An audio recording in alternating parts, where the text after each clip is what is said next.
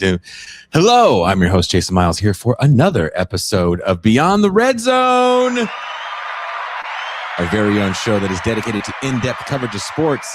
At least that's what we tell ourselves every time we do this show. We've been gone for a little bit, but Mac and I are back and excited to catch up on all the sports news that have transpired in our absence. For returning listeners, subscribers, and of course, the very valued patrons. Well, right. You are the driving force behind the TIR machine. We couldn't do this without you. For those new to the channel, welcome. If you do enjoy this type of programming, please hit like and subscribe. It is a passive gesture that goes a long way towards promoting the channel. For fans of the main show, yesterday we had a great interview with professor and author Paul Renfro about his latest book, The Life and Death of Ryan White, AIDS and Inequality in America. That show is up now. We do have playlists for all of the programming that we do here on TIR in chronological order. Now, if you do appreciate all the diverse programming we provide here on TIR and want to join us for these movie nights and champagne rooms, the epic champagne room that MT and I did last night, 4.5 hours. My God. Then you should become a patron or a paid YouTube subscriber. You'll get access to the champagne rooms and movie nights, and you'll get the satisfaction of knowing that your small pledge is a large part of making sure this insanity can continue.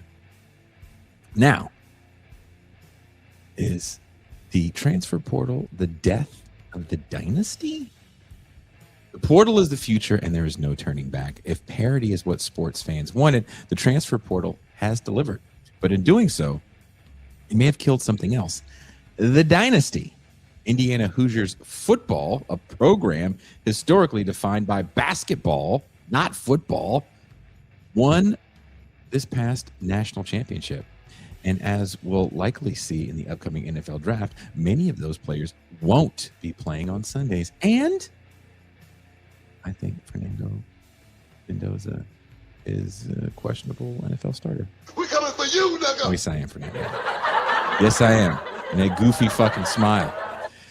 Injecting a roster with veteran talent is one thing. Overhauling a roster with grown men is something else entirely.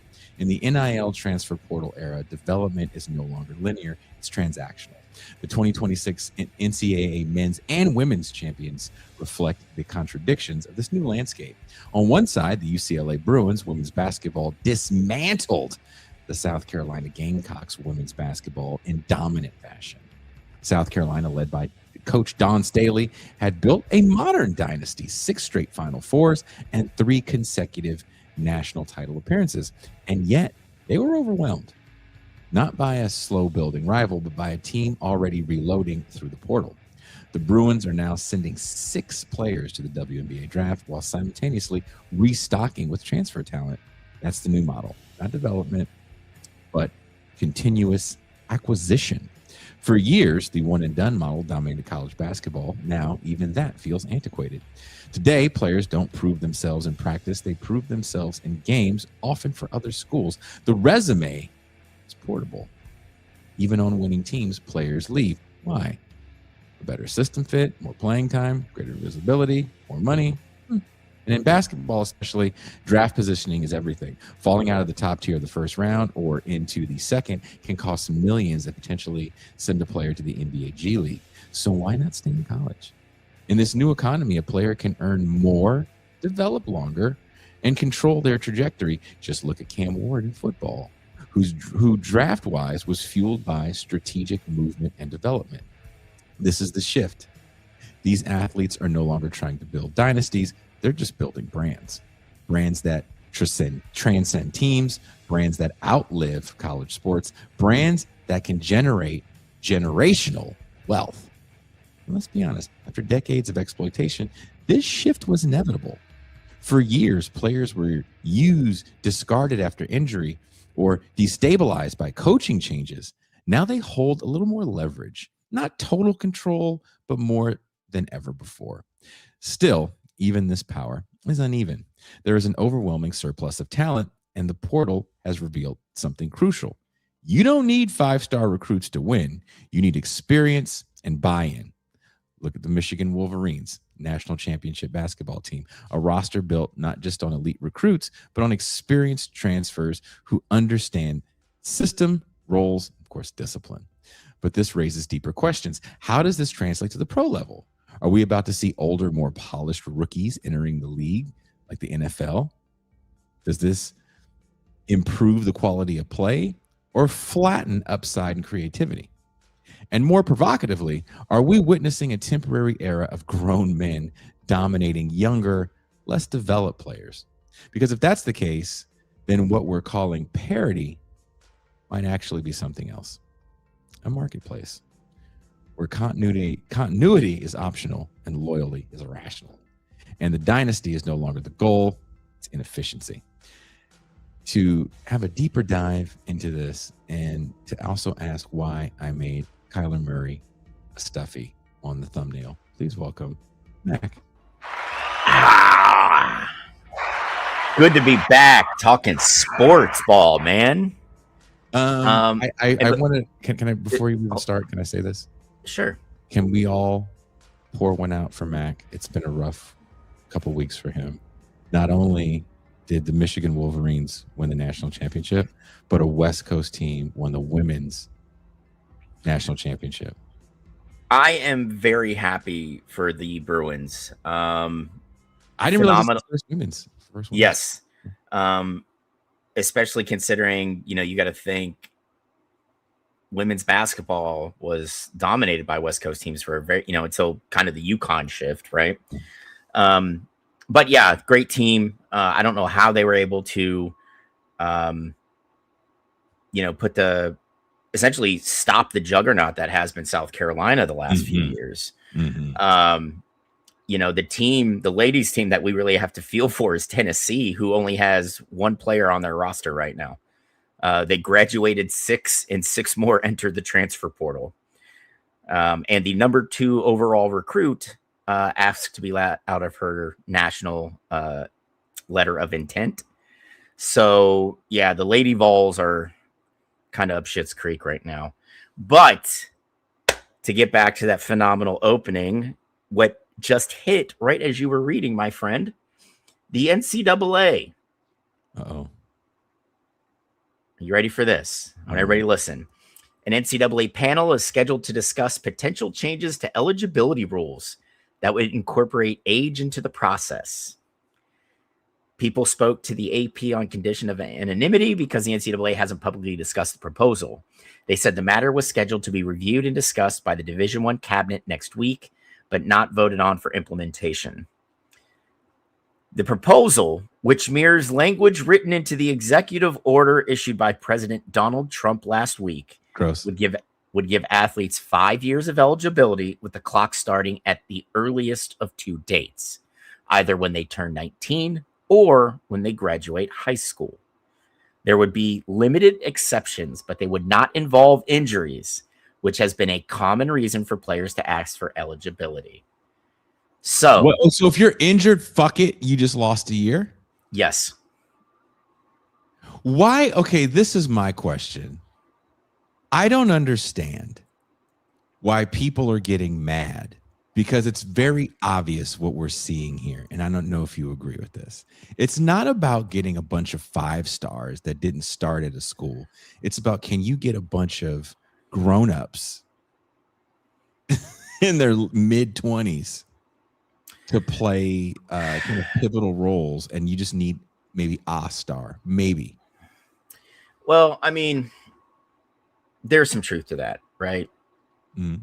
A lot of these dudes that bounce around, they're older, they're more physically developed, their game's a little more polished, right? And Reclaimed, I'm with you. Why is Trump chiming in on college sports? One, with everything going on, why? Yeah. Well, because his buddy wanted him to make an executive order. Nick Saban. Yeah, Saban's the one that talked to him about it. Mm-hmm. But it's not so much about stacking 5 stars anymore. It's about finding guys that fit the system, and I think that's what May at Michigan did very, very well. Very well, right? Because you got to think his 5 starters all transferred in, and getting 5 guys at minimum to play on the same page with limited practice time going into the season, that is a small miracle. I think, May is a phenomenal coach. But he found guys that were going to work best in his system, and they really flourished in it. We're seeing that more and more, right? With basketball, I think it's even more important for you to find those guys because the rosters are a lot smaller, right? You can take a flyer out on a guy on a football team because, you have at the highest levels 112 to 115 scholarship players, right? Basketball, you got 15. Mm-hmm. That's what you got. You really can't miss with somebody that you bring in, right? So I think May has done a phenomenal job. And on the flip side of that, I think Hurley does a great job of finding and developing talent.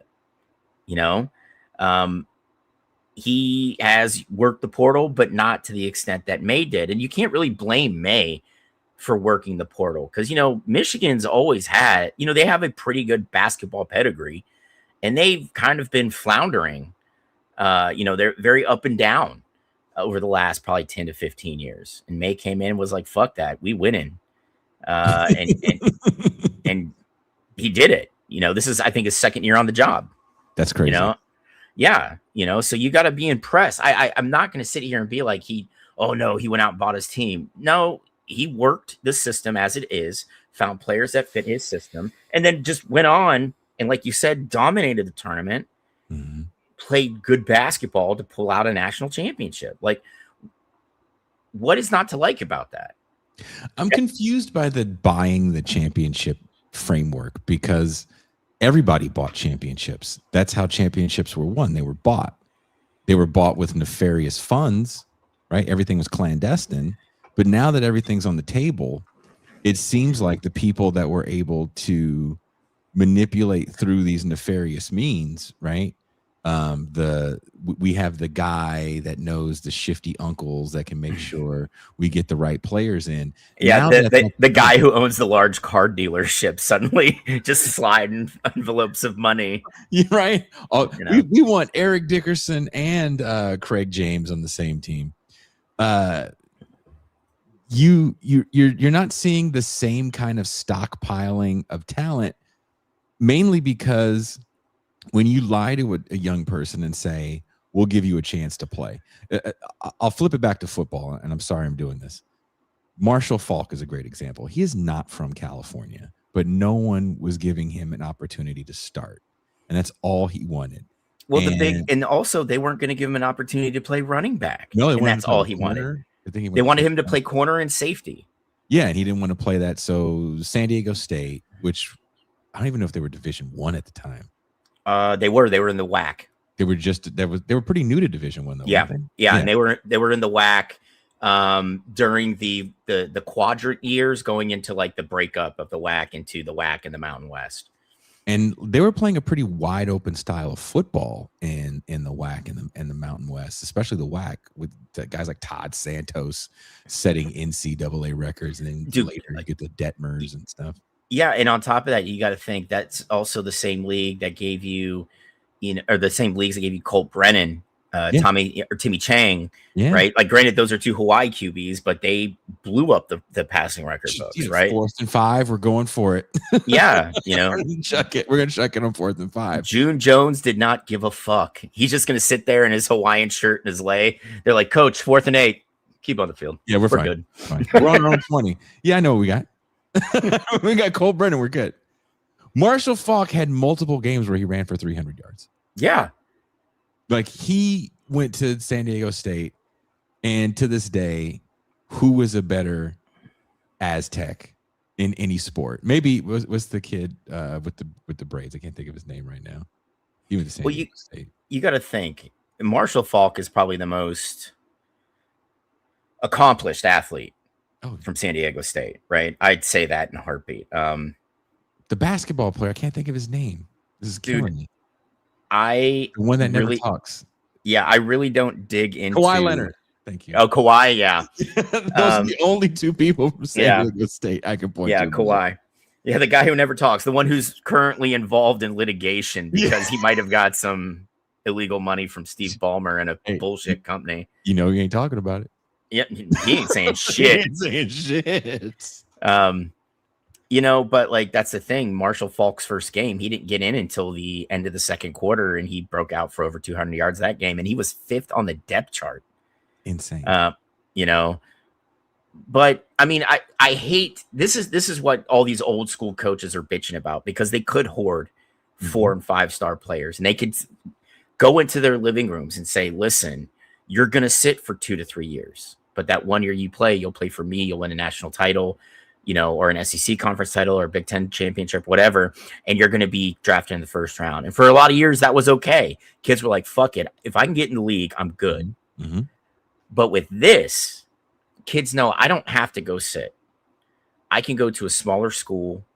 I could learn, maybe polish my game a little more while still playing and garnering stats, make some NIL money, and maybe parlay that into like a Power 4 roster spot my sophomore and junior year.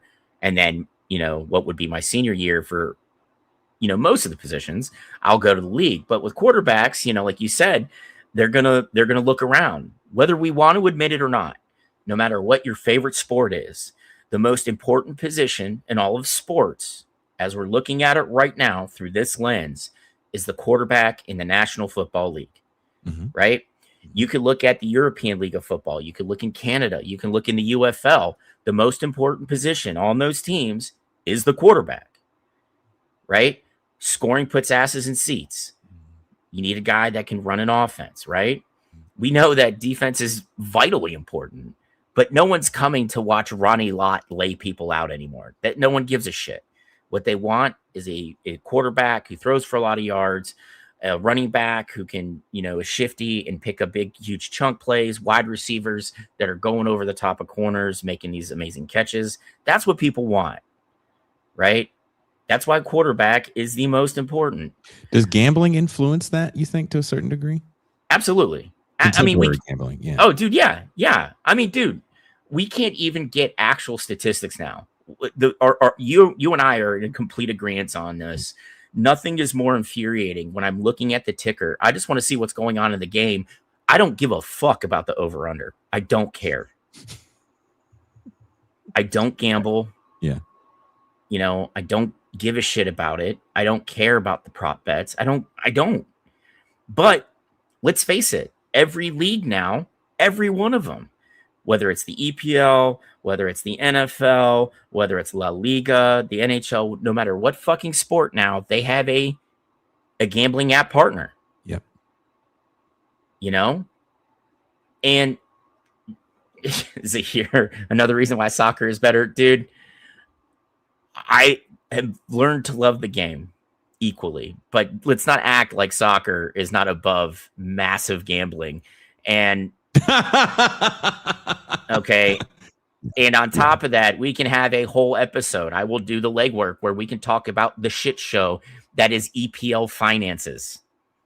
Okay. We can have that discussion. But oh dude, QB centrism. Come on, Zahir. Come on.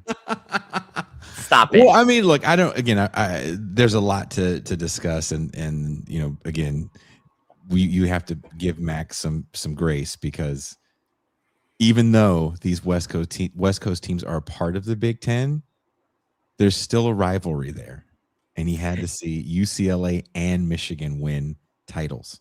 Yeah, you know what? The Michigan one hurt more. I am a fan of women's basketball. Like, I got to cover the Aces the first few years after they moved to Vegas, which was interesting because while I couldn't get to the games, you know what I had access to? Players, general managers, coaches, because that's the only writing gig I could get. And they're like, "You're on the East Coast?" Yeah. Our games don't tip off until like 10 o'clock Eastern. I'm like, I'm aware. Yeah, and I'm doing this for 5 cents a word, so please. Yeah, please. I love the growth of the game. I'm so glad Cleveland's getting a team. I will be there this time around because I was a snot fucking shithead teenager that didn't really follow the Rockers when we had a WNBA team the first time.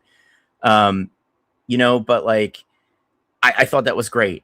I don't think it's good for the game when you have one team that dominates and just like, what's the point of the tournament? Think about the women's Husky teams from like the mid 90s to early 2000s, right? Like, what's the fun in that when you know that you can make it all the way to the championship game and you're just going to get fed into a buzzsaw, I like it better when we have teams like the Bruins that surprise people, I mean, they beat the dog. They won 37 games in a row. That's insane. Yeah, it is. And just the way they played, I don't think South Carolina or Dawn Staley had played a team as physical as the Bruins. They got bullied on every rebound, right? Every shot was contested. It was just pressure the entire game. I watched more of that game because I actually had time to watch it than I did the men's. And that game was a blowout. It was like 79 to 41 or something. Yeah, it was over at half. But like I didn't get to watch the men's game until about halfway through the first half. Again, Dusty May's he's got something in Michigan, right? Like, this isn't a flash in the pan thing. He won at FAU, which is, for basketball, very difficult. This isn't like Lane at Florida Atlantic. He can, he brought in guys that were kind of overlooked by big programs and recruited Florida very well in football, right? And he had 10-win seasons at FAU. You should be able to do that with the wealth of talent in that state. Basketball-wise, though, those collegiate basketball programs are dominated by one program, essentially, and that's the Gators.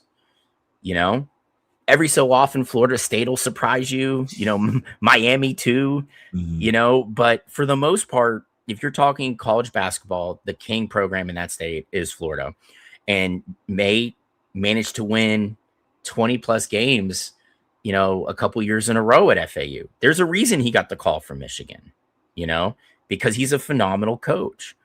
And again, it's difficult to give 5 players I'm just talking to starters. I think he had 7 guys transfer in, right? Plus the rest of the roster that he recruited. Getting those guys to just be on the same page at the beginning of the season, all these different moving parts, all these new guys coming in, and then just playing dominant basketball almost all season, and then dominating during the tournament, and then getting to a tough game and you pull it out, dude, that's good coaching. That's players knowing their roles. That's players stepping up when they needed to. That is just a fucking solid program, and I can sit here and be like, oh, Ohio State's so much better, blah, blah, blah, blah, blah, blah, blah, blah. They're not. Right? Right? Not in this one. Not in this case. Not this week. Yeah, not this week. This is, Michigan's got a program built. They're flexible. They've got the support, and don't be surprised if they're able to run it back next year. It's just, I really like Dusty May as a coach, and there's a reason Carolina was gunning for him. They were backing up that Brinks truck, and May's like, no, I'm good. It's.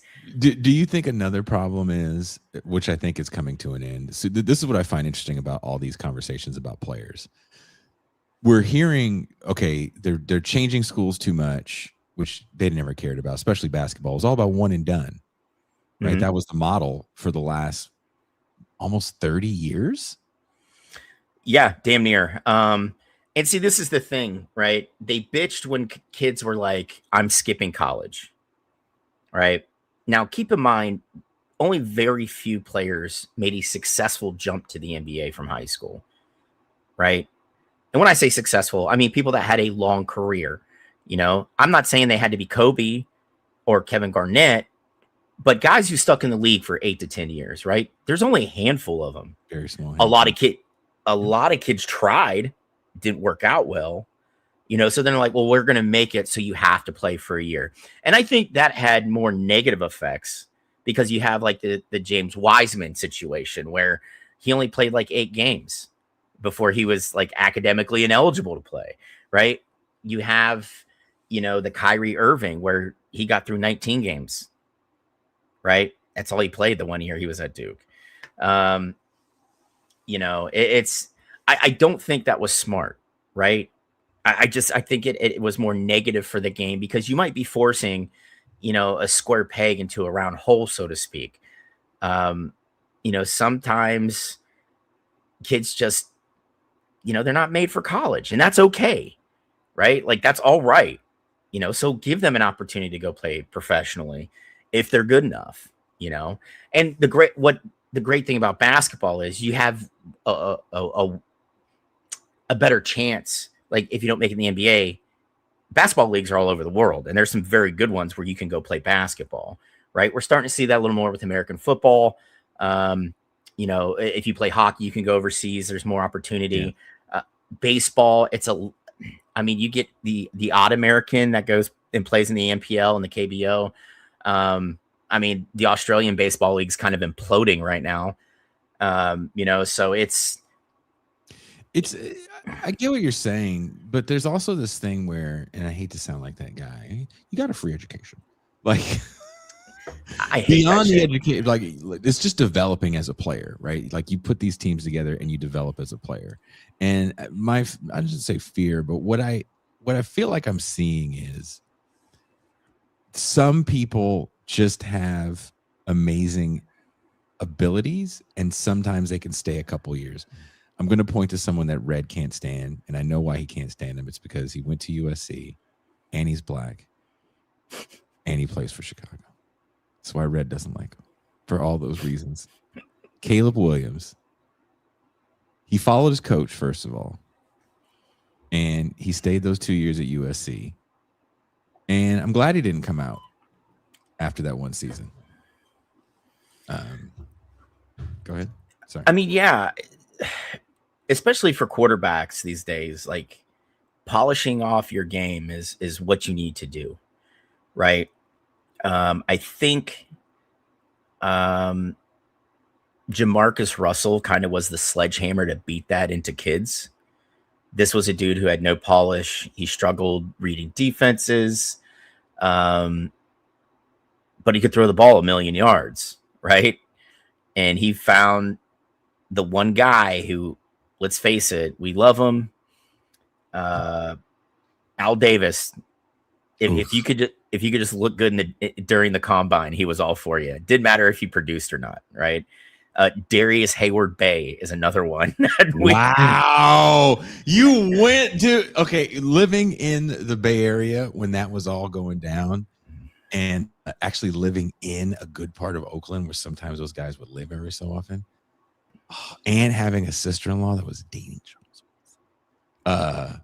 Man, you just brought up a name I haven't heard in forever. The frustration with Oakland fans that Darius Hayward Bay, the fastest man I've ever seen on a football field, and that's saying something. Who just could he was, do you remember the movie The Replacements, like, where Keanu Reeves, right? He was that wideout who was so fast that they had to, like, dip his, but he couldn't catch the ball, so he just dip his hands and stick them. Dude, Darius, and you could hear the announcers every week just like, oh fuck, like, why do they keep drafting these guys that never? Dude, I remember a game I watched a highlight not too long ago. Well, it was more low light, but I can't remember who the Raiders quarterback was at the time, but Bay had his man beat, and I'm talking beat, Jason, 5-6 steps on him, and you see him look over his shoulder, the ball's perfect, and it just goes right through his arms, right? And the announcer's pumped. He's like, a perfectly thrown ball to, and this, like, a perfectly thrown ball to, it's Darius Hayward Bay, and that's right. And poor he wasn't Greg Papa. Yeah, he was just was not even surprised that he dropped it or didn't catch it. All he says is, well, that would have been points on the board. 2nd and 10, like, people were showing up to Raiders games because there was some talent they were putting on the field with your boy from Ohio State, Terrell Pryor, who I think would have benefited from just staying in Oakland if he wanted to continue playing quarterback, because he would have had an opportunity to play. But that man shot himself in the foot when he's like, I had over 1,000 yards receiving. I'm going to cash in. And then he goes to the Jets, a team arguably worse than the Browns at the time. Yes. And they can't even get him the ball. We've already said on this show that the Jets are by far, statistically, the worst NFL franchise. Like, you can point to the Browns if you want to, but it's like, the Jets have continuously been mediocre. They didn't have a blip like the Browns had. Yeah, they continuously mediocre or worse for decades, right? And the Browns, what they you had that 80s run, they start dropping off in the early 90s. They move. They're awful as an expansion team. And you're like, when they went to the playoffs with Baker, you're like, oh my gosh, have they found it? Yeah, they're back. Kevin Stefanski wins Coach of the Year. They gave the Chiefs everything, they could have handled in that playoff game. And I'm like, dude, the Browns might be dangerous. And it's like a few months later, there seems to be a falling out between starting quarterback Baker Mayfield and the Browns. And I'm like, oh boy, they're going to Cleveland it. And then the Cleveland Browns have traded for Deshaun Watson. Oh yeah, they did. They fucking Clevelanded that shit all up. And it's not even arguably, this is the worst trade in NFL history. When you think of Cleveland as a sports town, and I'm not trying to crap on Cleveland, because for some reason I've been going back and watching highlights of the 80s Browns. Oh man, Biner and Kevin Mack, Brian Brennan, Webster Slaughter. Yeah. And you're like, that's a really good Chip Banks. Like, you're like, that's a solid ass team, and with a pretty good coach in Schottenheimer. That being said, I have this wonderful. Oh, she moved it. Oh, the girl cleaning moved it. my 87 Topps complete set. Going through that and looking at the Guardians. Like I said, Guardians this time. I'm not going to offend you. Thank you. And then you think about the Cavs, who had, arguably one of the better NBA players in the last 30 years on that team with LeBron James. Yeah, even before that, you got to think the 80s teams just couldn't get over the Bulls hump, right? And then in the 90s, Fratello played the most boring style of basketball, but the Cavs won. They won way more than they lost. Were they winning 78-70? Yes, they were. But a win is a win, dude. That's right, bitch. A win is a win. Leading scorer for the Cavs tonight, a 93-year-old Hot Rod Williams put up 12 points. Hot Rod scorched the Magic for 15. Mark Price was his usual. He hit 3 3-pointers and dished out 12 assists, had 2 steals. But man, still hasn't missed from the stripe. Mark Price was 5 for 22. I mean, the thing is, Price did not shoot enough for my liking on those teams. Claw's absolutely correct. Claw said Fratello's Cavs were a well-oiled Model T. Right. They were.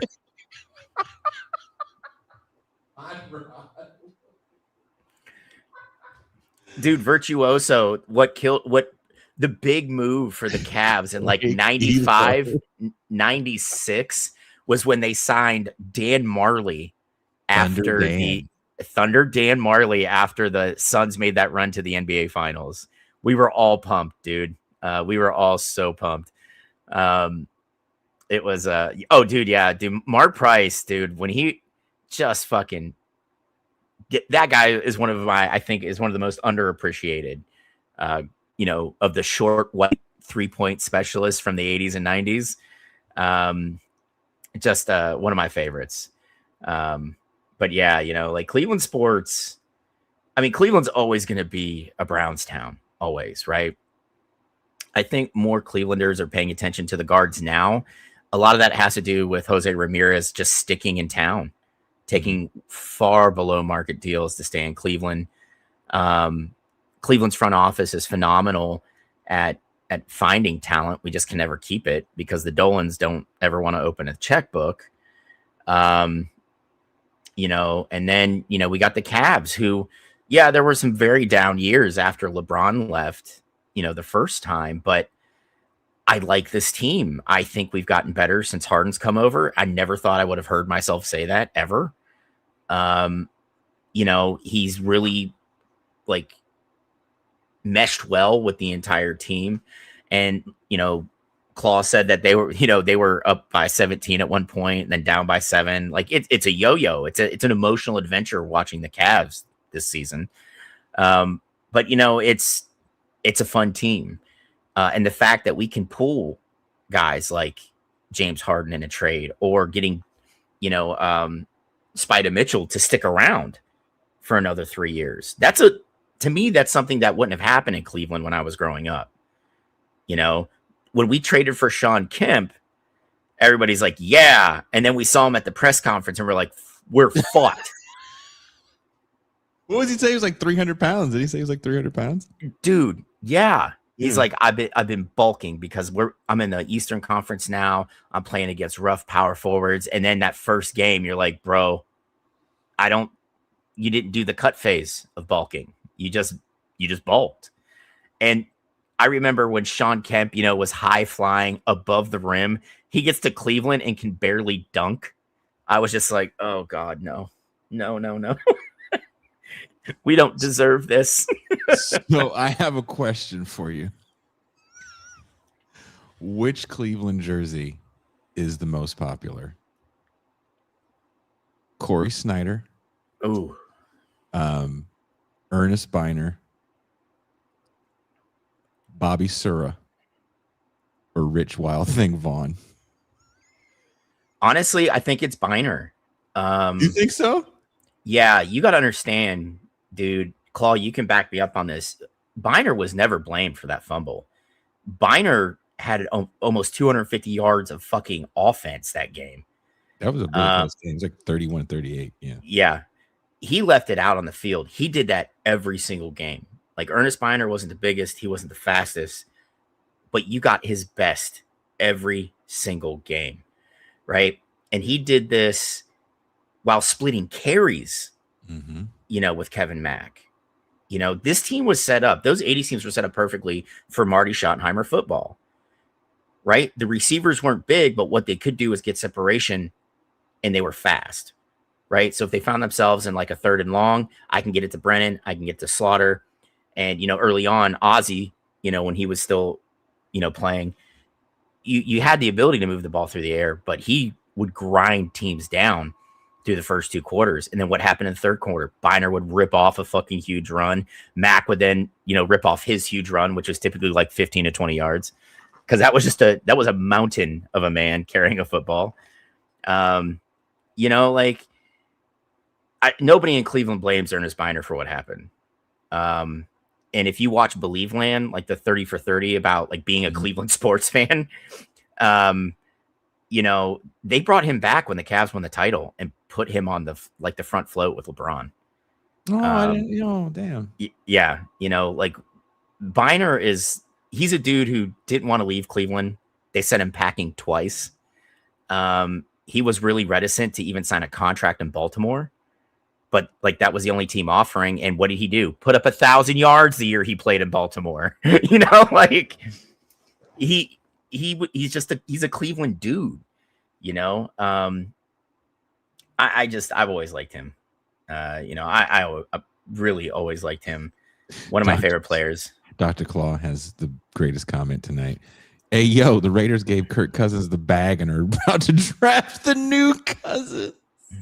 I don't think he's as good as Kirk Cousins was coming out of Michigan State. I will say that. Oh, man. I don't know, dude. For Mendoza's sake, because I don't want to bet against any of these kids, right? I don't. I want him to have a successful career. He's going to they're making him put out a fire with his penis. Yes, I know. I don't think the Raiders, as currently constructed, is a great environment for Fernando Mendoza.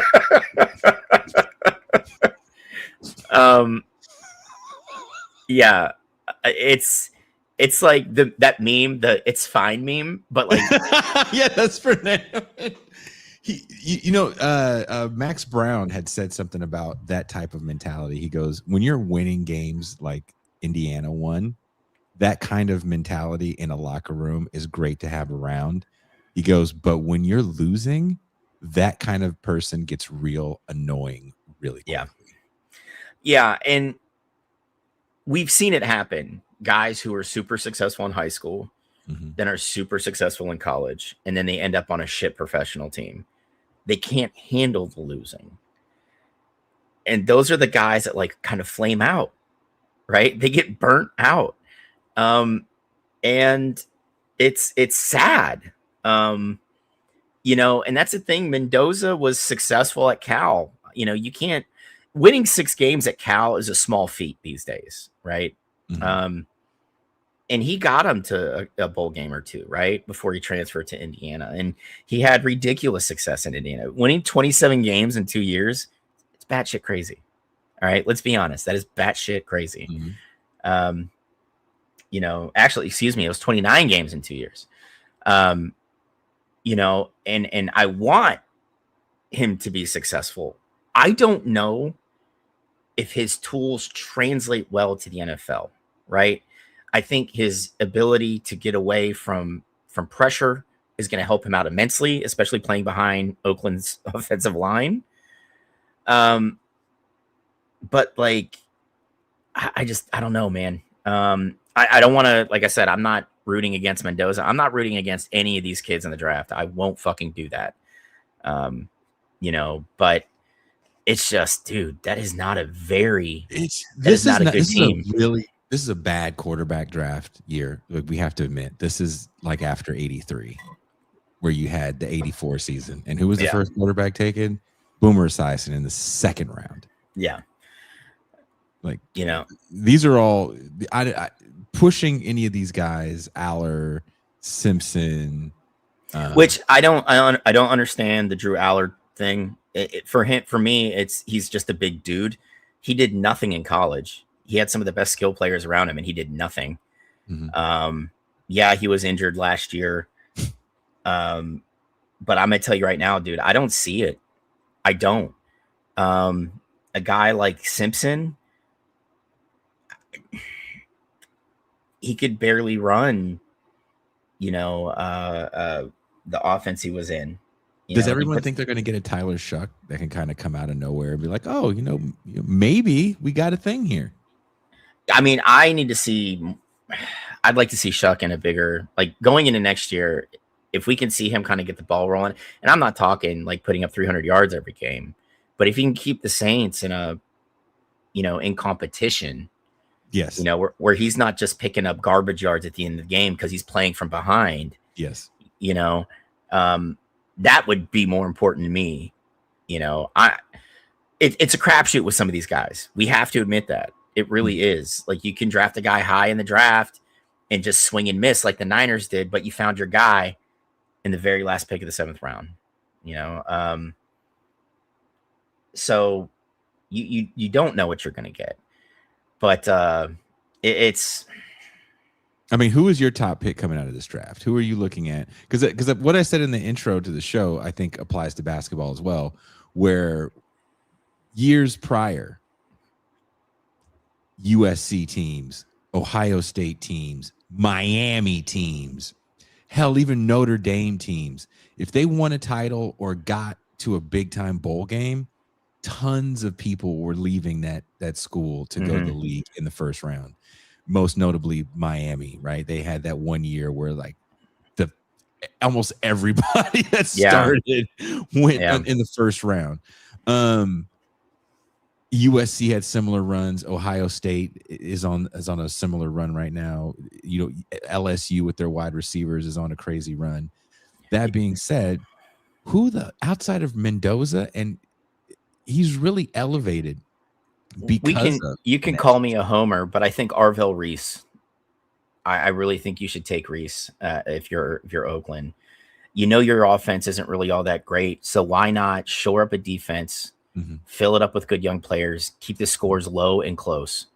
You might pull out some wins, and then you kind of defer your quarterback pick until next, you know, the 27 season. There's some guys coming out next year that might be something. Yeah, you know, and I think Reese, whether he's playing with his hand down at defensive end or linebacker, you know, he's shown he could be very disruptive and get to the quarterback, or, you know, he plays the run pretty well. I mean, that's what I would do. Like, honestly, if I'm an NFL general manager, I understand, again, the quarterback is the most important position on the field, but I'm going to build my defense first. But Right? who's coming out of Indiana? I almost said Indianapolis. Who's coming out of Indiana in the first round outside of Mendoza, in your opinion? Yeah, you have to think about it. Yeah, probably nobody. I think if you look at Michigan, who's leaving Michigan and going to go in the first round, in the top part of the first round, because the NBA draft is a lot different than the NFL draft. Yeah, I mean, the NBA draft is going to be weird this year, I think, because there's so many teams that don't control their picks.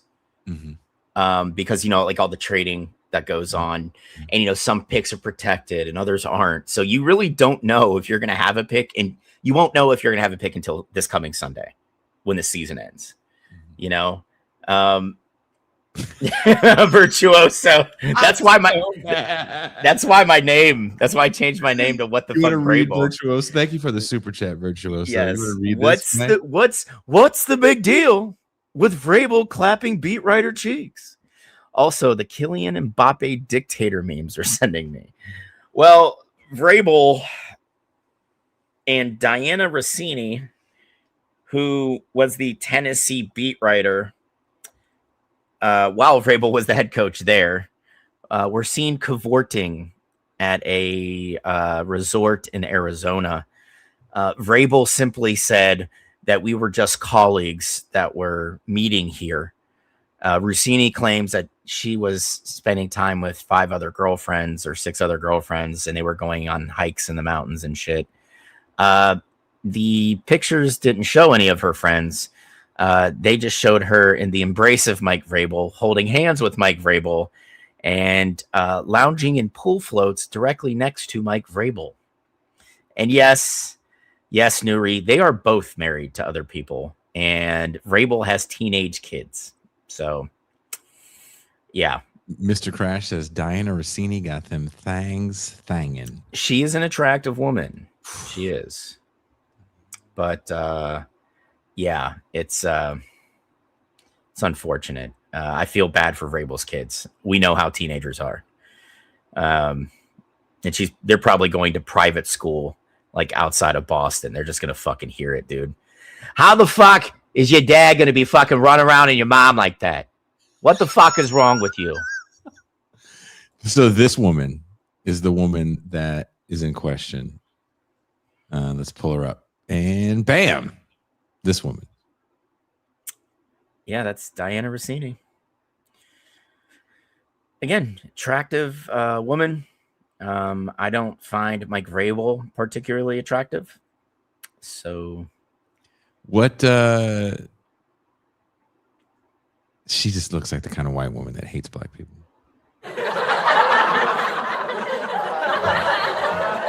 Like, real talk, if I see a white woman like that, I just like, you definitely have said the N-word in a rap song with the hard R. Yeah. Drea, I just was pointing out that I think she's attractive, and I don't find Mike Vrabel attractive. He's not a good-looking dude. He looks like the guy that like literally stands at my dive bar next to me. A little less so now since he shaved the mustache, which, thank God, I'm appalled at the comeback of the standalone mustache. Hey, Jason, you pull it off. White guys cannot. It looks bad. I think they all look like cops. They look like ICE agents if they took their mask off. Okay, like that's yeah. But that's all I was pointing out, Drea. It could have been a total fucking Jabba the Hutt looking woman hanging out married and cavorting with Mike Vrabel, but they are both married to other people. Red says white man facts. Dude, you know, that what a silly drama to get yourself into after appearing in the Super Bowl. Dude, yeah. I mean, and like that's the thing. Shouldn't the Ashley Madison leaks have taught us to not, like be public with this shit? Like I just dude, I don't know why cats are still getting busted. How are you getting busted? Like, seriously, how? Dude, I don't know, man. I don't know. It's just, again, he's got a family, she's got a spouse, and they have to leave this resort or whatever the fuck in Arizona and try and spout the shit they released, their PR statement, and try and make their spouses and their family believe it. I just hope her spouse doesn't go the spouse's route for the guy, the Steve Smith situation where he was banging the cheerleader woman. Mm-hmm. Oh my God. Dude. That guy, like, recording that message was the dumbest thing I've ever heard. Yeah. I mean, honestly, if I'm her husband, I'm like waiting for her and I'm just like chilling. I got like a beer or a whiskey, whatever her husband drinks, and he's just like slides the paperwork over. Well, since you are the very successful NFL beat writer, I'll take this much a month in spousal support. I'm also getting the wine cellar, and you have to get me a new house. So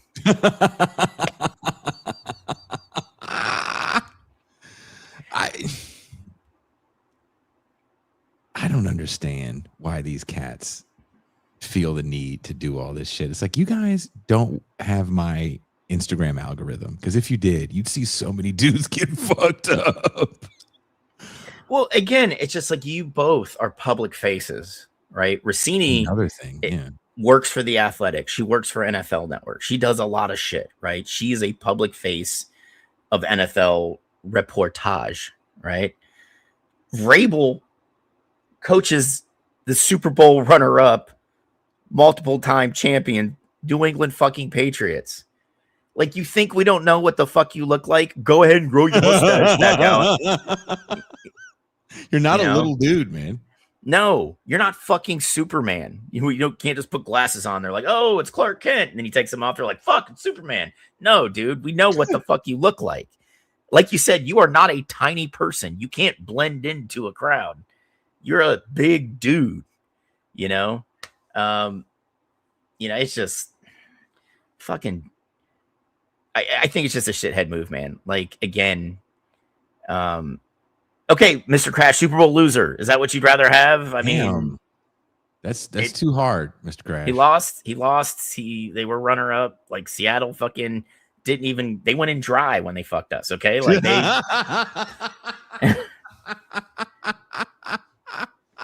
I mean, I don't know what else you want me to say, guys. Like, I just, like, when you've got kids, especially teenagers, you know how teenagers are. Like, I would never do something, right, where my teenagers are going to catch hell for it, because my son is just going to, like, bottle it up for a little bit and, like, explode later. My daughter's probably getting arrested, but it's just like, I don't want my kids to have to go through that shit. Like, what did we do to, like, the kid that you heard fart audibly in class? You let him hear about it for 3 months. Imagine if you see your dad's fucking around. I'm so mad you said fart audibly. Like, you go to the reunion and hey, it's the farter. It's like, oh, hey, Johnny McFarts. Jesus Christ, guys. It was 25 years ago. Yeah, we don't forget. No one forgets. No one forgets. No one forgets. Oh, hey, look who followed him in. It's the dude who just popped boners in third period English all the time. Just never forgetting shit that people should forget. It's like, Jesus Christ, I hate you people. Yeah. I was like, why did I come here? I don't even like any of you. Fuck you guys. Look, we all know why people go to reunions, and you go to reunions to hit on divorcees. I mean, my class didn't even have one, so I'm thankful for that. Aw, you missed out. I didn't miss anything. Did not miss anything. I think you missed out. Dude, most of those people still live within 20 minutes of where we went to high school at. No, thank you. I missed nothing. Man, I'm good. You're a meanie pie. I am sometimes, man. Look, I'm glad I went to my reunion 30 years ago. There were probably some great divorcees to hit on. I actually, the recent one I did miss. Yeah, that's why you go there. If that's not why you go to the reunion, then you're just weird. Yeah, unless they had free booze, I wouldn't have went. You know, like if I heard free booze, I would have been like, well, I could probably make that work. Is the bar all the way open? Mixed drinks Yeah. too? Okay, yeah. We're not just getting Bud Light out of this, right? Oh, sweet. So before we go, if you bring up Gino Auriemma, I'm going to be very upset because I thought that whole thing was just stupid. Oh, in the fight with what's her name, with Dawn Staley? Yeah, I thought that was so fucking stupid, dude. I did make a cartoon out of it for the I know, and I think that was worth it. But like, and that's all I wanted to say about it. Like, dude, grow up, Gino. You've won like 1 billion national titles. Apparently, he's a huge doucher. Oh, dude, yeah, I've heard that. Rebecca Lobo was actually one of the first players to come out and fucking say that he's an asshole. I knew we were going here. But I don't think I sent this one to you. Yes, you did. Yes, you did. McRuff says, "What the fuck?" Yeah. Drea, we're going over the second half of chapter 6 tomorrow for reading group. Fucking, I hate you sometimes, Jason. Oh my god. I do think about this quite often.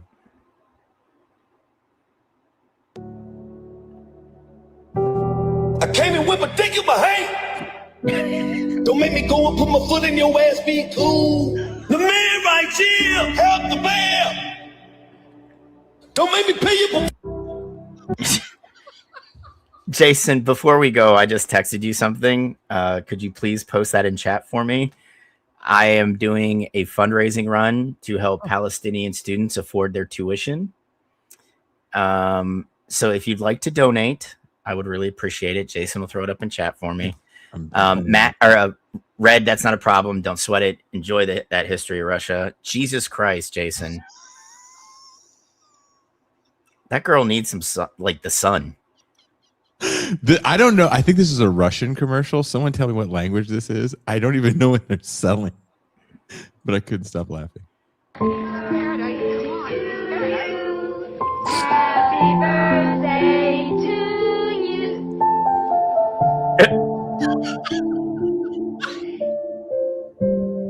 To tylko tak wygląda.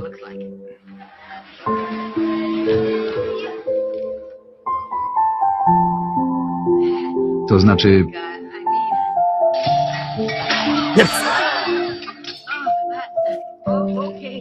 Raz, dwa, wstajemy. Jest tylko trochę zmęczona. Jazda, babciu, na nogi. Nie.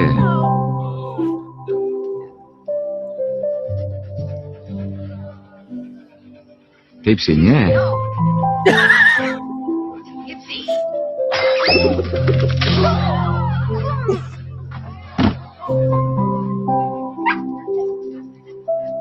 Wynocha z mojego domu. Dajcie piwa.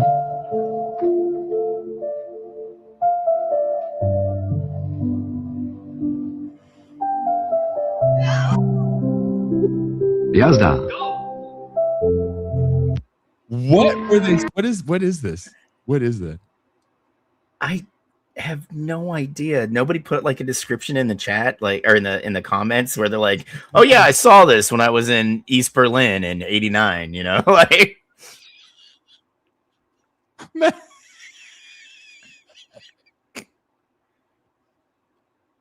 I learned how to twerk for a man who's half my age. Since Javar and I met last August, there has been so much people just really hating on our relationship. Come on, Granny, give bro his green card. He's working hard for it. You working hard for it? No. You working hard? Okay, let's see. I don't know. Y'all don't think- Yeah, because this is what we need, right? Is more playing up of this like older white woman sex tourism in Western Africa. Well, he's in Jamaica, so she didn't even get that far. Okay, well, the Caribbean, the dicks were big enough. Yeah, she didn't even need to travel that far. But that's like it's just like one of my best friends watches 90 Day Fiance, dude, and like that's mostly what it is. It's like older white women that are like going to Nigeria, Cameroon. Kenya, Cameroon, and just like finding them Did 19, you watch? 20-year-old Did I ever husbands. show you that documentary on that? No. Oh my God. So it's a lot of British women that do that, right? Because they're closer. Yeah. And it's a culture within the young dudes to get super ripped. And if they see an old, usually white lady, they don't care about the color. But if you're an older woman, they are going to treat you like a queen.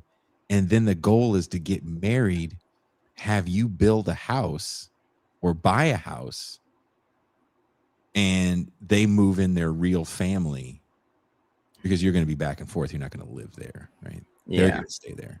So it was a crazy. It's really, like you said, there's something kind of, not even kind of, very colonial about the Yeah. whole thing. That is, you don't really hear about it as much from the other side, like women coming down and finding these younger dudes, but it's a thing. It's a whole industry. Yeah. Like it really is. There's entire like companies built to help facilitate these women find these men, you know, or vice versa. Because, you know, let's face it, young, older dudes are going usually to like Southeastern Asia. Yeah, they're going to the Philippines. We know where they're going. Yeah, Vietnam, Laos, Thailand. Yeah. Yeah, you had a trip to the Philippines. You know where everybody's going. Yeah. You know, I think you need to Dude, work a little bit harder. That's the crazy thing. Like if you go to Manila, right? There's like the actual city of Manila where like Filipinos live, and then you have like the part of Manila that is just like white dudes a little older than us that are like have a great apartment living off their retirement, and their girlfriend's 19. You know, and she loves him for him. I'm sure she does. He's understanding. I mean, this woman could be really nice and understanding. I ain't ready to give you that green card yet. What if he actually loves her with 3 question marks? Do you really love me, babe? Of course, baby. Okay, I love you too.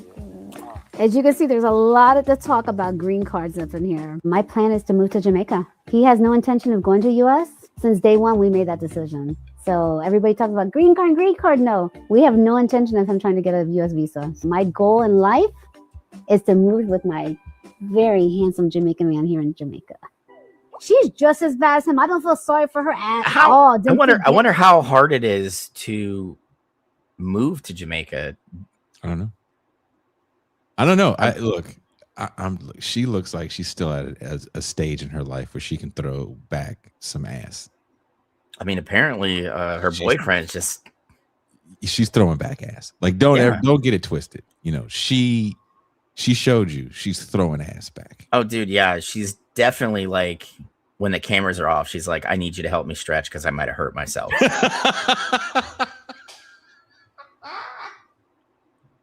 He's very calm because he's unloaded. He's unloaded. He's empty. The chamber is empty. There's you don't need to check the chamber. It's unnecessary. No, she unloaded it on him. He is spitting dust right now. All right. So Meemaw is taking care of business. Someone said Jesus J.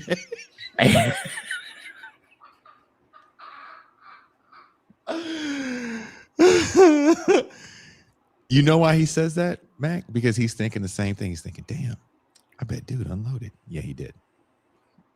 He did. Dude, her first day down there, he uses 3 of his wall boners, right? At least. You think she's gonna just have one and done? Oh no. Granted, day 2 might be one and done. Day 3 is definitely a sex-free day. She's got to take it easy. Smells like Ben Gay in the house. Yeah, maybe they just go out and have a nice dinner so she can be in bed by 8. You know, like maybe they pick it up again day 4. You know, maybe once, and then before she goes back to the States, it's definitely like a 3 or 4 times that day before he takes her to the airport. You know. Yes, because look, Meemaw is not afraid of the dick. I mean, dude, if I mean, this seems a little exploitative, right? Like, but say this dude, Jason, is really into Meemaw, then you know what? Good for them. Good for them. You know, I hope they have a great 10 years together before she dies. You know, like that is a t-shirt slogan if I ever heard.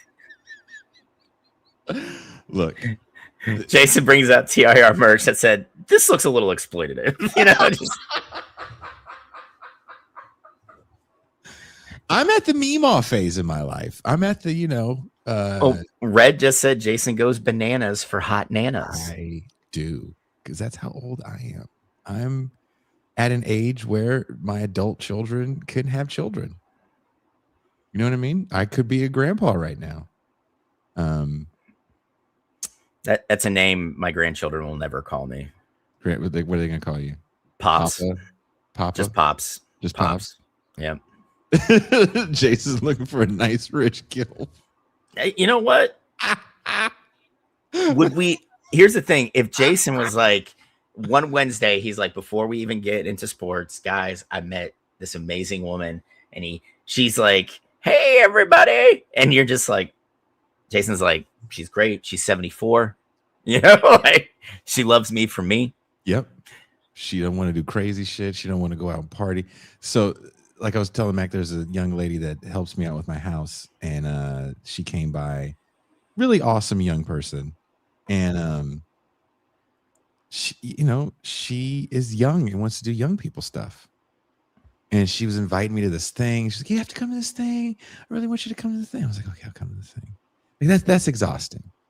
That's exhausting. Jason got to the thing, was there for 10 minutes, is like, how do I get the fuck out of here? I'm just going to make an appearance and be like, "Hey, how are you? This is beautiful, and have a very good rest of your evening." Yo, I'm going to go meander. All right, I'll catch up with you later. And he just like goes back to his car. He's like, "Fuck that." Like that, all this sounds annoying.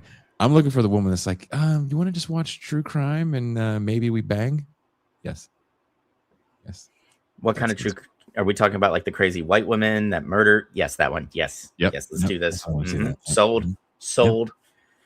Awesome. You want to hold hands while we're doing? Oh, you do? You know, we're not going to finish anything we just start watching. I know, but not because of sex either, but because we're going to fall asleep.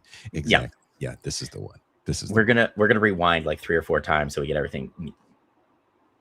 Yeah, she just goes. That's what I want to do. Oh, okay. Yep. Yeah. No, this is totally fine. Do you have Tums in your car? You do? Oh, fuck! Thank you so much. Thank you so much. I'm pretty hungry right now. And she's like, "We are not stopping at 7-Eleven." And Jason's like, "This is the one. This is it. My search is done." Jason's got to settle for Law and Order and stuff. That sounds like a fucking dream. That's dirty talk to me. We're gonna watch from season 15 when Mariska had her long hair again. And she's like, "Then I'll give you a handsy." And Jason's like, "Oh, what really? Okay." I'm not going to make it beyond the plot twist. I'm just letting you know right now. So you better hurry up with that hand job. Zahir said Jason would ruin that relationship by trying to watch an 8-part documentary about the savings and loans crisis.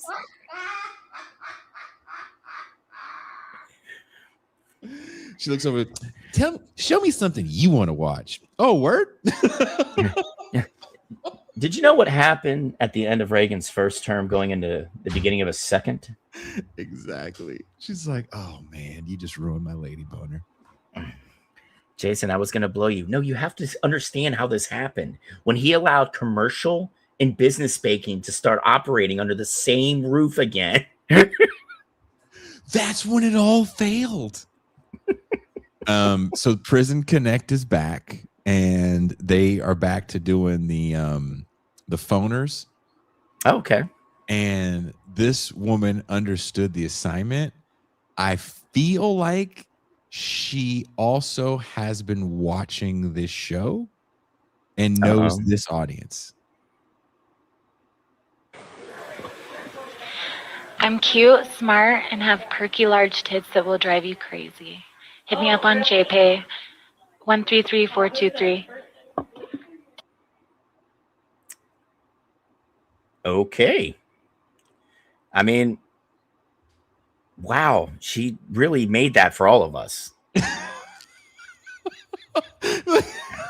Reclaim says, "Oh God."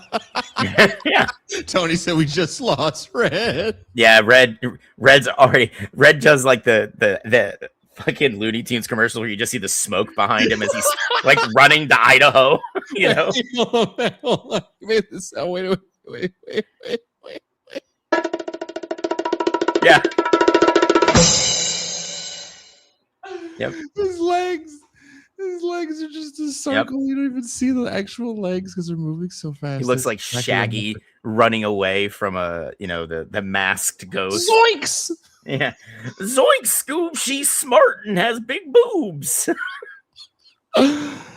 Oh my God. Wait, what is this?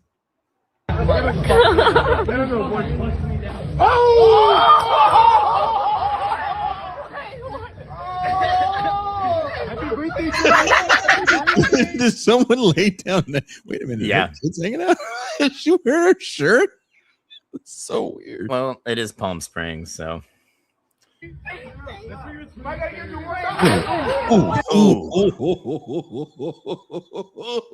Not into the menus, bro. Oh,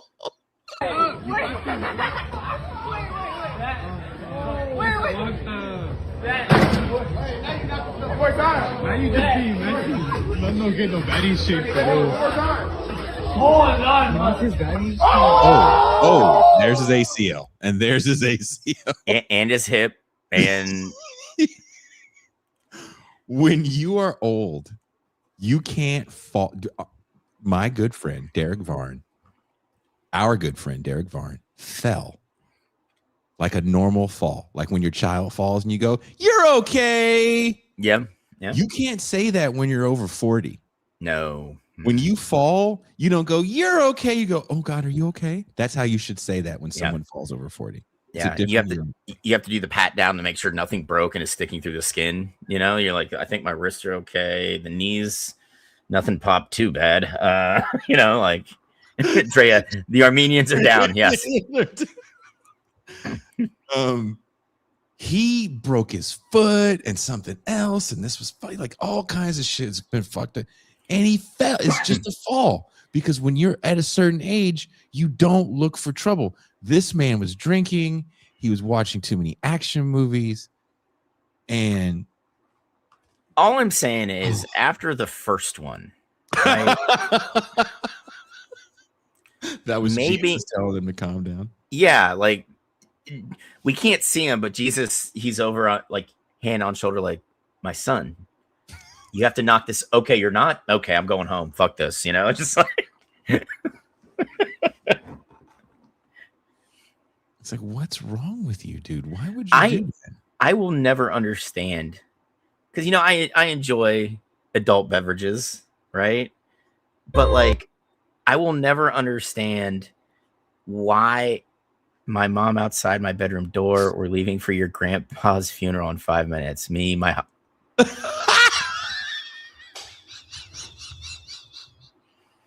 Jason Miles. Everybody, it's a man. I think that's Alexander Usyk, who is the heavyweight champ of the world, working a punching dummy. And above Alexander, it says me. Above the punching dummy, it says my hog. Oh, I saw that and I laughed. I shouldn't have laughed. Grandpa's funeral? Yeah. Jason Miles. I knew.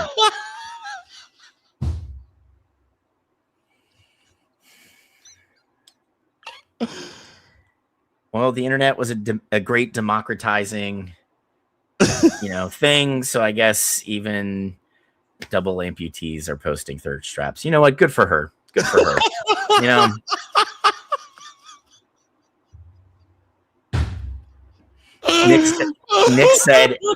Nick said, every time I am exposed to Jason's reels, I beg God to get him on drugs.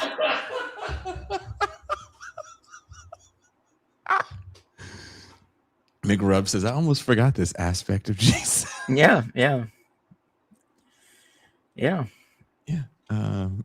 Tony says, it's been a while since we just blew right through the line. Yeah. You know what, Tony? It's okay. It's been a while since we've done this. We did a pretty legit, intense show last week. So, it's fun this week, right? Like it's wow. I cannot believe that glad to see Jason's libidinal desires are as free and unhinged as ever. Did he just punch the dog? He punched the dog, and then he said, come on. Hey, fuck away from me, motherfucker! Get the fuck out. Why, you don't understand? Get the fuck out of the face. Oh!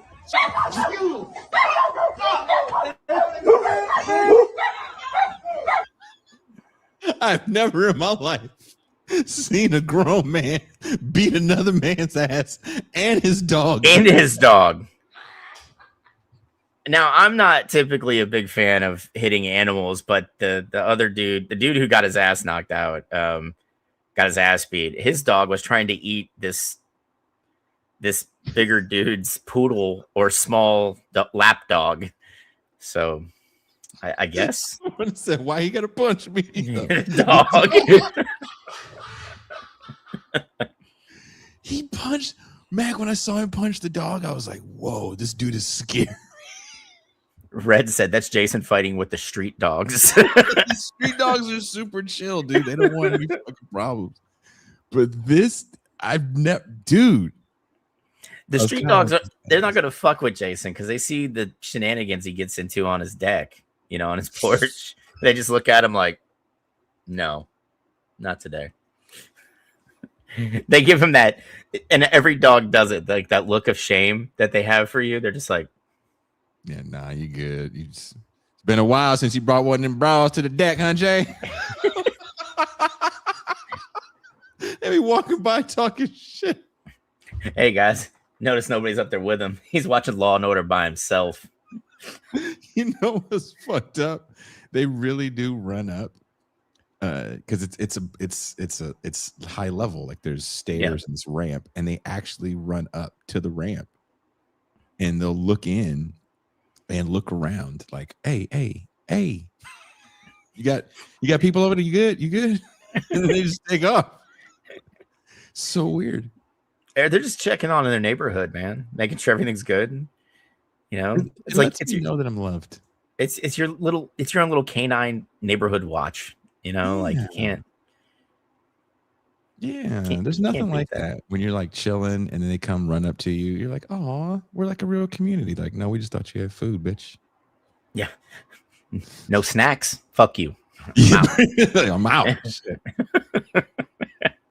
Who is this woman? Hey, hi, my name is Courtney with a K. I'm in Pocatello, Idaho.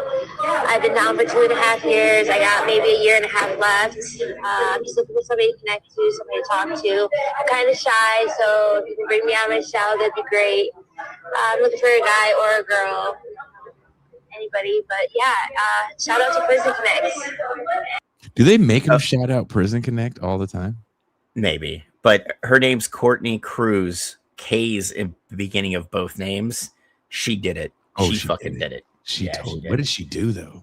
Yeah, I don't know, man. I think she hit a guy with a car. Reclaimed. That is a correctional facility, so she probably committed the crime elsewhere and was sent to Pocatello. So, no music. She did it. Oh, she totally did it. Valerie G. Yeah, she did it. Oh yeah. Mm-hmm. Her phone line is lit up. Oh, dude. Yeah. Oh yeah. Those dudes are. Oh. The guys running Prison Connect are like, listen, Valerie G's like literally. We've had guys on hold for a week. In the early days of Tinder, because I used to some of the jobs I would work, I would meet these people that were connected with the people that started Tinder, and there were usually women that would come on Tinder and they would like break the system. Oh yeah, I'm not surprised. You know, So she's corrections. corrections with a K. Red, someone's gonna get Red into serious trouble. Red is writing that shit down right now. What's that number again? Valerie's at Coastal Bend. Okay, that's $10 to her, commissary. Red is paying for a lawyer right now to make sure. Red's gonna come on next week. Like, guys, I bought an RV. Dr. Claus says, "Okay, Valerie." Dude, what is this? Was this which one is this? Is this the white guy that beats everybody up? Oh shit! Oh my god! Oh my god! Why is Big John Studd beating everybody up like that? No shit. Oh fuck me. Just haymakers, man. Look at that! Removed himself from the situation. He just said, "I'm good. I figured out this was not where I wanted to be when Jesus comes." My God, he beat the shit out of all those men. That's some scary shit, dude. Yeah. There you go. What is she wearing? Just clothes. It's like a latex top over top of a frilly shirt, and her undies are out, and she's holding a doll. Jason, this woman is trouble. That is who that is. That woman is trouble. Trouble for who? You? Maybe. Yeah. Get it? Well, the other night I was making love to Biff, and he wanted to, you know. What? Park his Santa Fe Super Chief in your man-happy caboose? Exactly. That's no big deal. Lots of lugs want to slide Scooty inside Girl Keister. Really, Skipper? Sure, Cub. The female anus has over 2,000 sexual receptors. 80s porn was wild, man. Just wild. Wow. Yeah. Wow. That is nuts, dude. What?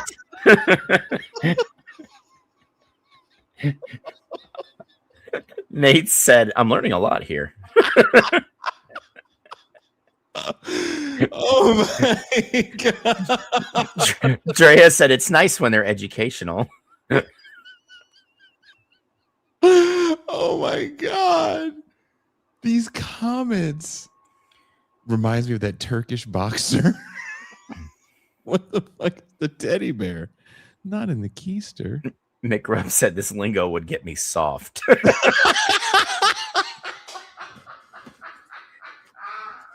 Hey, listen, I just went from midnight to 6. Can you just stop talking at me? That'd be great. I would love if I met someone that wanted to reenact this scene with me. Jason, do you want to park your Super Chief? Manhole covers, so crazy. And Jason's like, "Actually, I would never ride or drive a Super Chief." Now, if you said Fiero, Fiero, oh my God.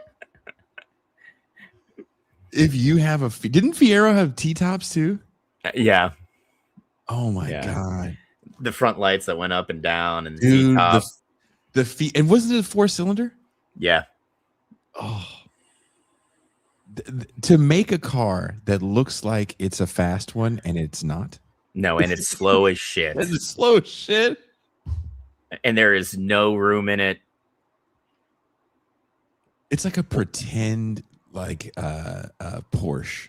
Dude, one of my best friends in high school was the guy who played right tackle on the football team, and he was 6'3", 270. And his first car, the one he drove for the 3 years in high school he could drive, was a Fiero.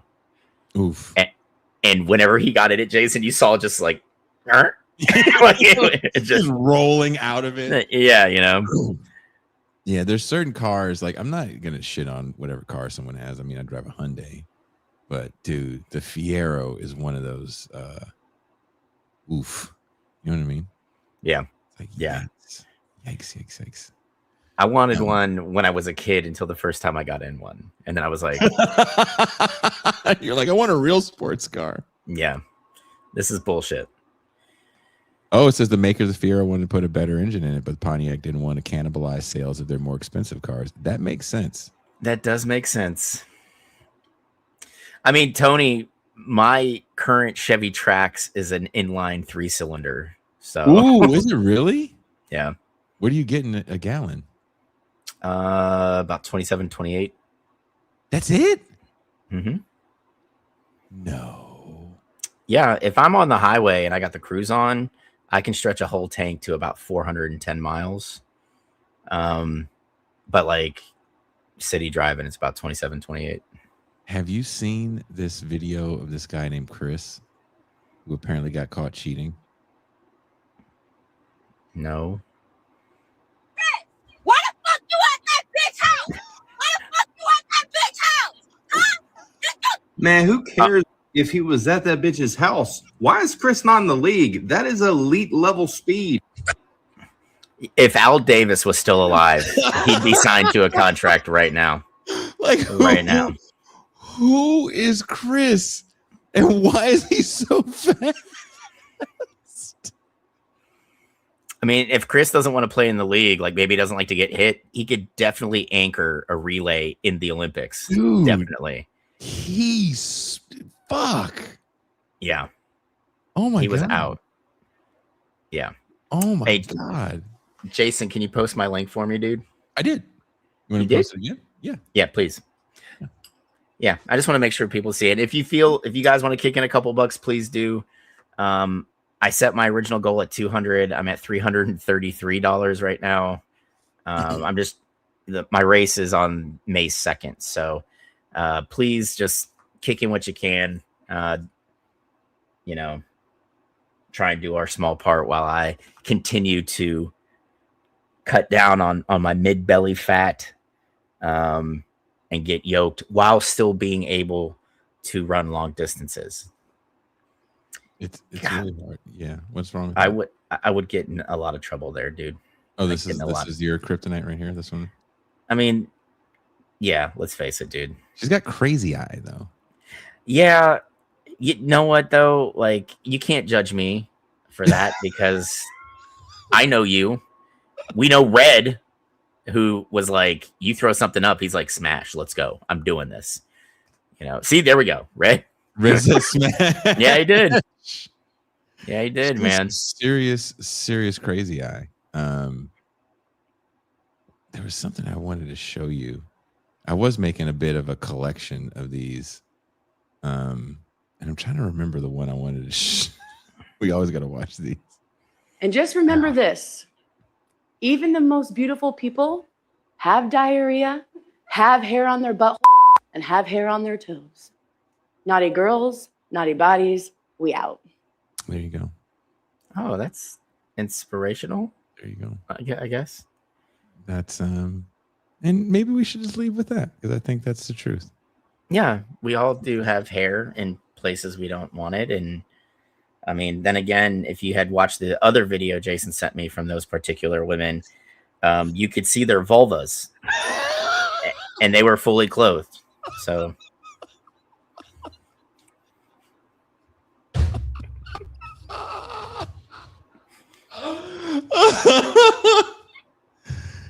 yeah, they're really good workout videos if you need to do some cardio. I'll just keep running. I have no rhythm. I can't dance, man. It's okay.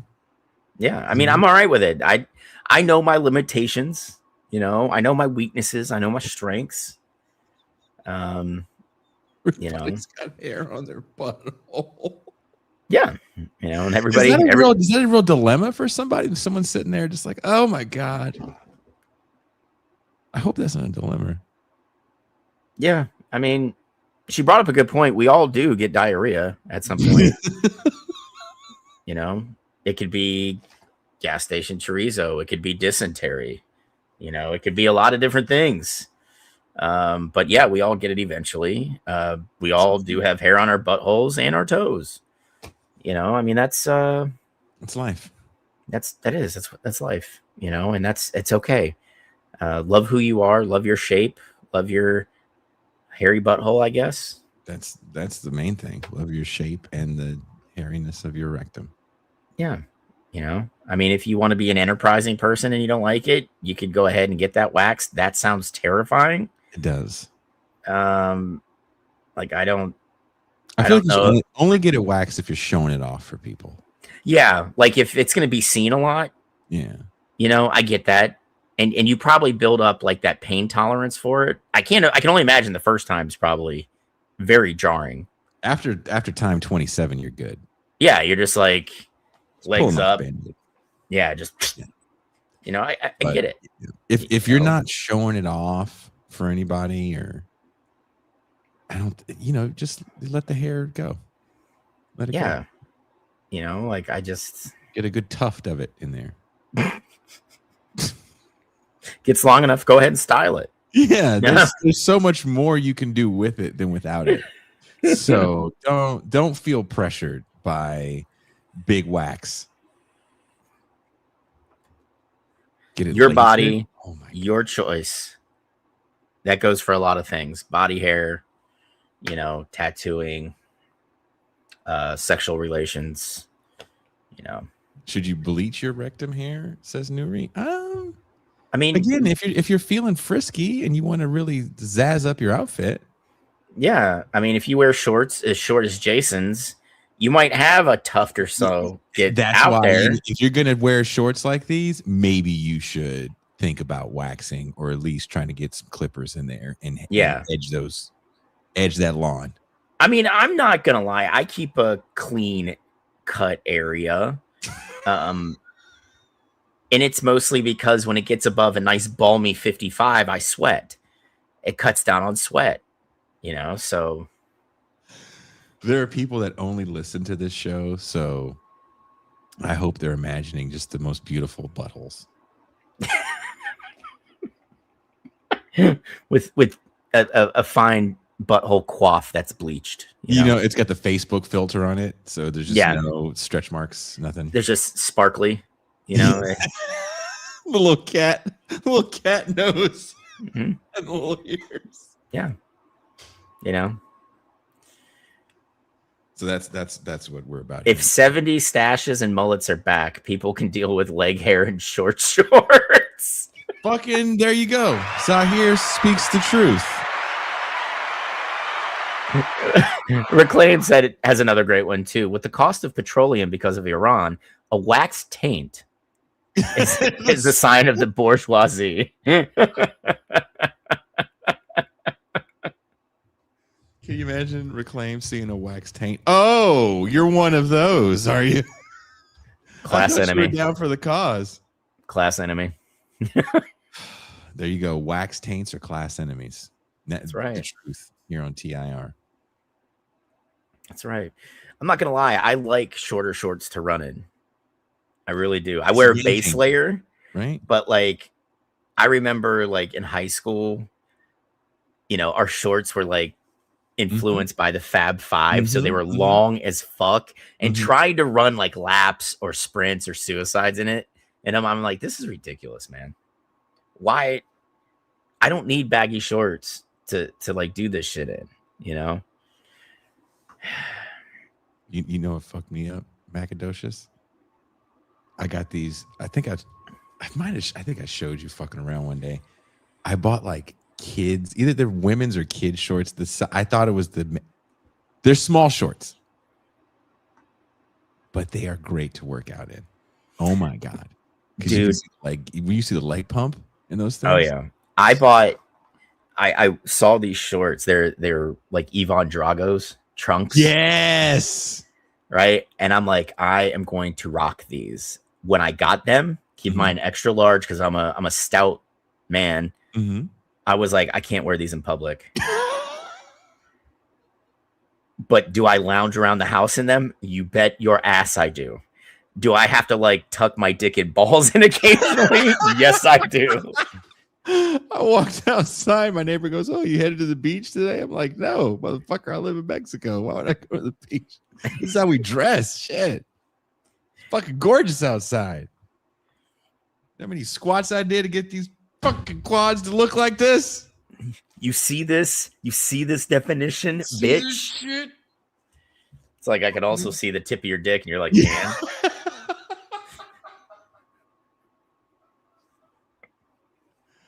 That poor girl is only hearing like 4 words, and all of them are just curses. Yeah, I mean, I kind of feel bad for her, but on the other hand, it's like you kind of took this job to clean up in here, so You're like, oh, about me. yeah. Like we all get log off. Jason's guy goes out and he's like, "I'm really sorry for everything you just heard." What did you understand? Yeah. She like pulls out those shorts. And she just goes, "Este?" Like, no. Okay. Well, I did promise a little person that I'm supposed to watch Transformers the movie. Do that. The Definitely original go do one that. from '86. Mhm. I'm afraid that he's going to get very shocked by what he sees. Poor kid's gonna see at the end of it, Jason. You're gonna be like, Optimus does make a comeback later. Well, he told me today. He's out of school for spring break, and he called me today, and he goes, "Daddy, we're going to finish those movies we were watching." And I'm like, "Oh, what movies were we watching?" He goes, "Transformers the movie." And I was like, "Oh shit!" And I thought to myself, "I was like, oh shit!" Like I didn't say "oh shit" in front of him, but in my mind, Yeah, like, but- oh, shit. I started showing him, and I think he saw Optimus Prime get shot, and that's when his mom made him get off the call. Not that Optimus Prime got shot, just because it was like it's time for him to go. Yeah. So we're gonna pick it up from there and just ruin his little childhood. Again, you can take the sting off by saying, "Bud, 1.5 years, Optimus is back.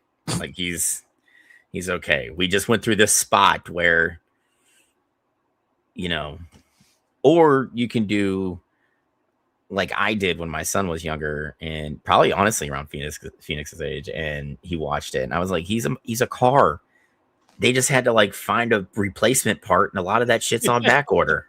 To fix Optimus Prime, we just got to call Napa. Yeah, you gotta go to the Mopar website and get it. Dude, I was watching that with him, and I was like, "Oh, I totally forgot. Everybody dies." Oh, dude, when my son watched the G.I. Joe movie, Duke, yeah. Oh, Duke, like what was it? The serpent-headed dude, Oh, Serpentor. Like, yeah, Serpentor beating the shit out of Cobra Commander. My son's like, "Wow, terrorists." He's like, "No loyalty." I'm like, "None, really." But like you remember when he throws the snake, the snake spear, and just I remember watching it, just seeing like the blood just like it's a B movie horror, and I'm a kid like, you killed Duke and Optimus Prime. Well, I think Duke is in a coma, right? They make him be in a coma. Yeah, something like that. Comes back but just killing off important characters for children, like we're adults watching a soap opera, it was not a good move. As they found out, they lost tons of money with Transformers the movie, actually, because once kids found out Optimus Prime died, they told their friends, "Don't go see this." That's what happened to me. Don't go see this movie. Optimus Prime dies. I mean, Optimus Prime dies. He can't die. He's Optimus Prime. Bullshit. I mean, depending on what kind of semi he was, like you could be waiting years for those parts, You're blaming Trump for Optimus Prime's death. Listen, we didn't have the chip shortage until his first term, okay? We didn't have supply chain issues until the big orange fucking Cheeto became president. Supply system was fine, Jason. And look, he's why Optimus was in a coma for 2 years. I'm going to tell my son then that Uncle Max says that Donald Trump is the reason why Optimus Prime can't come back to life. I can hear your ex right now. Like, tell your friend to shut the fuck up.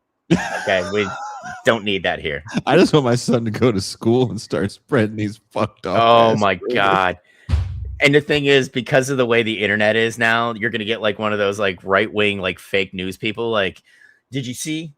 They're blaming the greatest president ever on the death of Optimus Prime. Optimus Prime. Young mixed boy in Oakland, California, says. Nick Fuentes is just like, I can't believe this. Trump derangement syndrome has got another liberal. And this time, he's a 6-year-old boy. Indoctrination in school. See, I told you. I just want to see. I so want this little boy to go to school and just be like, my dad said because Donald Trump won't negotiate and started this war in Iran, that that's why they couldn't get the parts for Optimus Prime. Yeah. Oh my God. And because he bombed Iran, it led Serpentor to kill one of the highest ranking military officers in our army. Can you imagine how fucked up those kids are going to be? As fucked up as Rabel's kids when they get to school tomorrow. McRuff says this Dominican father spreading the Yes, Reclaim Robotech is better than Transformers. I 100% agree. My grandmother let me be part of the Robotech fan club when I was my son's age. So there you go. Exo Squad. That's all I'm saying. Exo Squad was like my cartoon addiction. There was the same. They took from the same Japanese shows for the exosuits. Yeah, dude, I loved it. Like going to different planets and the war, and then you're invested into 4 years, and then they never did the 5th to wrap everything up, and you're just like, Claw. Everybody's saying Exo Squad. Yeah, that show was good. If you want to see why Exo Squad went away after that year, Dan Larson at Secret Galaxy has a great series on it. So check that out. Really? Yep. True story. Oh, I know what I will be doing tomorrow when I'm supposed to be working, and I'm quietly doing my sitting strike. Do you know Secret Galaxy? Do you know Dan? Mm-mm. Dan hasn't been on the show in a while, but Dan used to come on the show. His Secret Galaxy show is pretty big, but it deals with pop culture and like toys and stuff, because that's actually what he does for a living. He traded and sold toys. He's got this ridiculous collection of Boba Fett's. He's got like 800 Boba Fett's or something silly like that. That's He's phenomenal. That's phenomenal. But he has this really, really good show where he gets into the weeds on why certain things came and went. And he did an episode on Exo Squad. Love that fucking show, man. I love it. Was just because like you had kind of like the character building of G.I. Joe, right? Mm-hmm. You know, it's set against this big war, but they're going planet to planet, and they got the cool suits, you know. And then like for a kid's cartoon, it shows you just how shitty war really is, right? And because like all these people by like the 4th season, everybody's just burnt out. Like, I can't believe we have to go back to Jupiter. You know, like little kids learning the fucking the human cost of war. No, look, Dan. Hey, Dad, what's up with his face? Son, that's the 1,000-yard stare. That's a man who's fought far too many battles across the galaxy. You know, it's like I think you're gonna like Dan is funny. It's 2 Dans, one filming and then Dan is the host. And yeah, he goes into all the stuff we loved as kids, and he's been on the show a couple times to talk pop culture stuff. He's definitely of the left, and he fits that kind of framing in to why these shows fail. But he won't say certain words. It's a business at the end of the day for him. Yeah, so, yeah. You can't get mad at him. But dude, I'm not going to. It's just like with, a lot of the, I can't afford to collect comic books anymore, but I still watch a lot of comic book related stuff because I love like my whole closet. I can't put clothes in it because it's just filled with my comic books. But like I remember what got me collecting again was when Jane Foster became Thor, but they didn't say it was Jane Foster, right? It's just Thor's a woman. And I was getting ready to get out of the army, and it was front page in the corner of the USA Today, and it pissed everybody on the internet off, right? Everybody. And I'm like, who gives a fuck? Like, if the story's good, the art was amazing. Russell Dowderman was the artist on the book, and for my opinion, he's probably the best artist in the country right now. But I was like, if the story's good, right? So I was like, I have to go, since I said this, I have to go buy this issue, right? And then it led me into buying the previous issues, which got us to this point. And then I was like, okay, I'm back in it, right? But, you know, books are $4 a pop now. You know, I can't afford that shit. I'm you know, making sure my kids get the shit they want, which, you know, as teenagers, it just gets exponentially more expensive because my son's like, Dad, I'm a sneakerhead now. I want sneakers. Oh, yeah. You can one hand and yeah, you know. My daughter's kind of like is easier because like she's like, I just needed like a sewing machine and thread. And she makes her own clothes and shit. It's great. But like all her artistic stuff, which I want to support her in, is very pricey now, you know. But it is what it is, man. I'm glad. Yeah, they're more pricey. Even here, I didn't realize how expensive art supplies are. Gus, yes, I do. Peter David's run on Hulk was one of my favorites. Dale Keown and then Gary Frank were the artists on that run. Phenomenal run. One of my favorites. It was Smart Hulk. It's when they merged the green and the gray, and we got this smart green Hulk. Hipster Hulk. He hooks up with this group that are all named after like Greek deities. And it was just the counterplay off this group, you know, playing against this character like the Hulk, who's very solitary, even though he's a super genius now. Like it was a very good run, very well drawn. Probably the only time I really read a long run of Hulk. Not that I don't like the character, just I was an X-Men dude. Thor was my guy from like a kid. You know, I'm a fucking dork, man.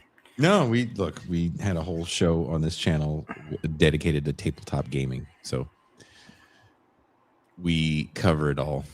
But dude, my homeboy Breezy got into Warhammer, and he's like, keep in mind, his now wife had 3 kids from her first marriage. Mm-hmm. They went and had another 4. Jesus Christ. So at one point, Breezy and Mrs. Breezy had 7 fucking kids in the house. It doesn't sound good unless you have a farm. Well, he's a pilot, like he's a helicopter pilot. So like he's doing okay. But he's like, you know, he was an infantry guy, young dude. We went out and partied all the time. And he's like, well, like, and he just really leaned into being a dad, which I loved for him because like he's super good at it. But he's like, dude, like Mrs. Breezy, because I'm not trying to like throw their names out there, because he does watch occasionally. You know, she was like, you have to get a hobby because like you're driving me nuts here. Right. So he bought a couple, like someone showed him how to play. And now, dude, it's just, he turned his, like, I think he turned his garage, or he has like a room in his house that is just outfitted. Warhammer thing with all the figurines and shit. Oh yeah. And all, like, he's got like the paint with the giant mic or the glass so he can get everything. And, you know, and I'm just like, you know what, dude, more power to you. If you're having fun, look, if you're having fun. Yeah. That's how I look at hobbies. If you're having fun and you don't have to commodify it and do a chucking pod, just do it because you want to do it, then you're winning at life. Yeah. And dude, he's got a job where he only has to work like 3 days a week, and he makes fucking good money to take care. You know, like, bro, he won. That's what I tell him every time. I'm like, dude, you fucking won. I was like, I'm over here like sucking dick for beer money, and you are just like living it up, man. Well, let's get out of here so I can try to talk to my son about death. Yeah. Yay! Thank you guys. And I'll see you tomorrow. We are out.